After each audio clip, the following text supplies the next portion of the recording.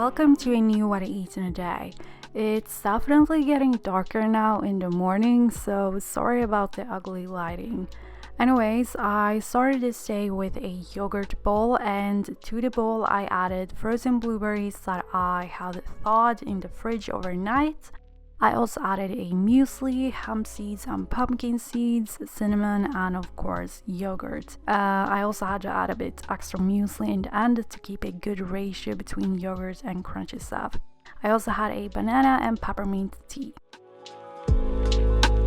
For lunch, I had a black bean taco, and some of you have already seen how I usually make this. I first mash half an avocado on a tortilla, then I add black beans that I have seasoned with taco seasoning. I also added corn and bell pepper, and bell pepper is really good to add to legumes because it contains vitamin C that can enhance iron absorption. I also added taco sauce, cucumber, and iceberg lettuce, and last but not least, a little bit of Greek yogurt.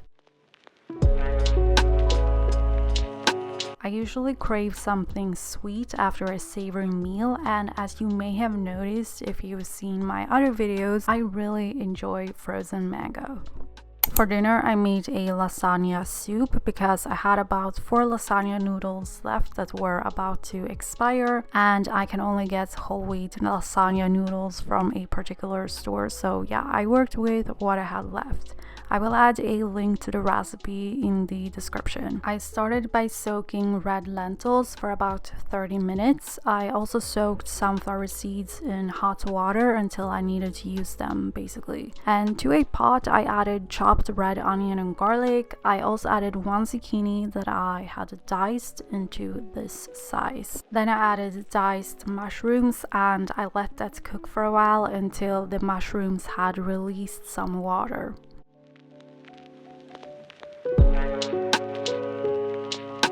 Then I added tomato paste, herbs, and red cooking wine.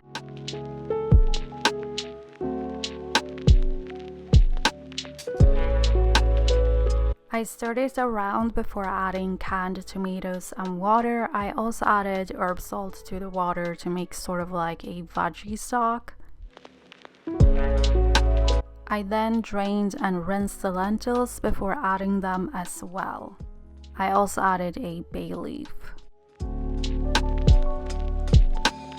Then I broke apart the lasagna noodles, added them to the pot, and stirred it around. Then I let it cook covered for about 15 minutes, I think.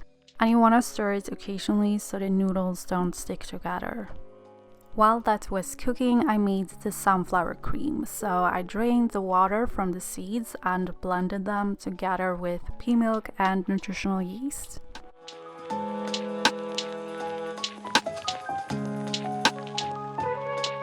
About 2 minutes before the soup was done cooking, I added the cream and let it cook with the soup for the remaining time.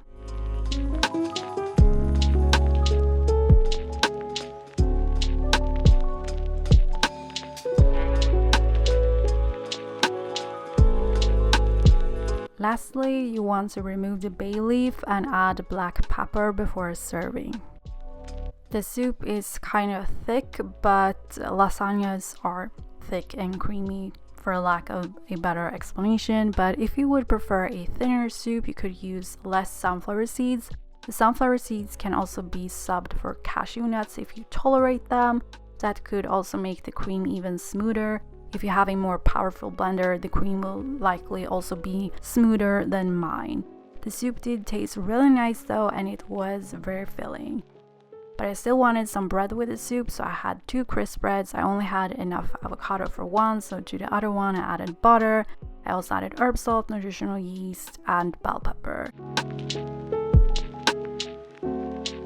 And after dinner I had a plum from the farmer's market, also very, very delicious.